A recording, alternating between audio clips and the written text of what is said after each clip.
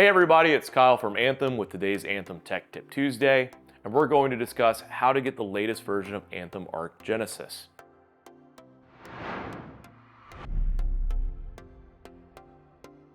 What you'll want to do is go to anthemarc.com, visiting our website that not only has the latest version of Anthem Arc available, but also has great information about Anthem Room Correction.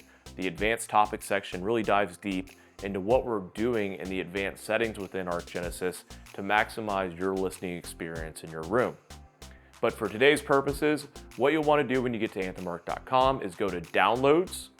You'll go to the Download section and you will find the latest version of Anthem Arc for your OS system. Whether you're a Mac user like me for Mac OS, or if you're a Windows user, it'll identify based on the computer that you're visiting anthemarc.com with if you need a 32-bit version of Arc Genesis or if you need a 64-bit version of Arc Genesis.